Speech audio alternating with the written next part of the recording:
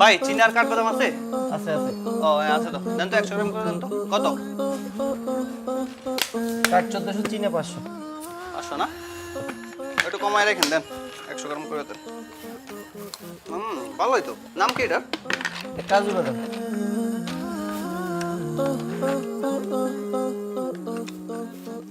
এই নেন আপনার বাদাম। আরে ভাই কি করতেছেন? নন স্টপ শুধু খাইতেছেন। কি হয়েছে ভাই? 2-1টা বাদাম খেলে কি হয়?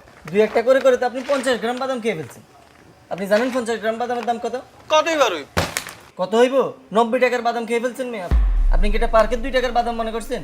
আর 2 টাকার বাদাম হইলেও তো না বলে খাওয়া উচিত নেই। এলাকার মানুষ হিসেবে 2-4টা বাদাম খাইছি, এই জন্য এত কথা ভালো লাগে। তোর মেয়ে বাদামই নিমুন আপনার মেয়ে। এ দাঁড়ান এই, দাঁড়ান।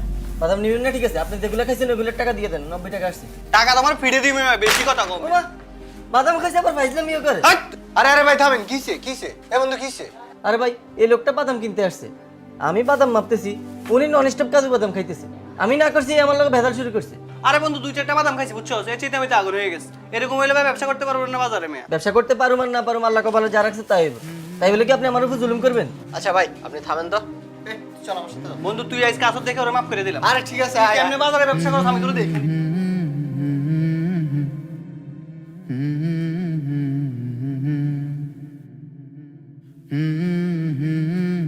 বয় বয়, মাথা গরম করিস না, বয় আরে এখানে বেটা বয়। তুই না থামাইলে আজকে ওরা মাইরে দিতাম ভাই।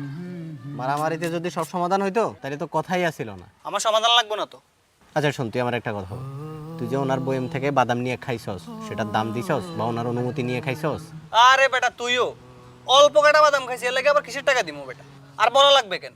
ওর থেকে তো আমি সদাই নিচ্ছিলামই, ফাও ফাও তো আর খাই নাই বেটা। আচ্ছা বুঝলাম, তুই অন্য সদাই নিছস, অন্য সদাই টাকাও দিছস। তো তুই বয়াম থেকে যে বাদামটা খাইছিলি সেটার টাকা দিছস? দেশ নাই। এই যে আমাদের একটু বেখেয়ালি, একটু উদাসীনতার কারণে দুজনেরই ক্ষতি হচ্ছে। তোর ক্ষতি হচ্ছে আখেরাতের, আর ওনার ক্ষতি হচ্ছে দুনিয়াতে। তো ওনার ক্ষতি থেকে তোর ক্ষতিটা লক্ষ কোটি গুণ বেশি। কি বলিস? এই সামান্য বাদামে আখেরাতে আবার কি সমস্যা হইব? আর তার হইবা বড় ধরনের কি ক্ষতি হইল? আচ্ছা তুই ভেবে দেখতো, তুই পরিচিত বলে 2-3টা বাদাম খাইলি, এভাবে যদি আরো 5-7 জন লোকে খায় তাহলে ওনার 50 থেকে 100 গ্রাম বাদাম কমে গেল। এবার বল, 50 থেকে 100 গ্রামের দাম তার লাভ থেকে কমে গেল না? আর তুই ভালো করেই জানিস এই বাদামগুলো অনেক দামি, এটাই হচ্ছে তার ক্ষতি। আর তোর ক্ষতিটা হচ্ছে তুই খেলেই পরিচিত মনে করে, কিন্তু উনি যদি এটা খুশি মনে না নেয়, তুই তো কিয়ামতের মাঠে ধরা খেয়ে যাবি। কারণ দোকানদার তোর এই কাজে সন্তুষ্ট ছিল না। রাসূল সাল্লাল্লাহু আলাইহি সাল্লাম বলেছেন, তোমাদের কেউ যেন অন্যের সম্পদ খেলার ছলে কিংবা সুনিপুণ কৌশলে গ্রহণ না করে, আর কেউ যদি অন্যের লাঠিও নেয় তা যেন ফেরত দেয়।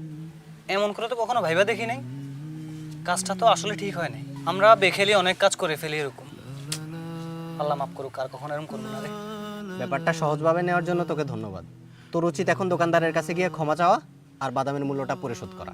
হ্যাঁ ঠিক বলছস। আচ্ছা ঠিক আছে, তাহলে আমি এখনই যাচ্ছি। হ্যাঁ আচ্ছা ঠিক আছে। থাক তুই। ভাই 1 কেজি খেজুর দেন তো।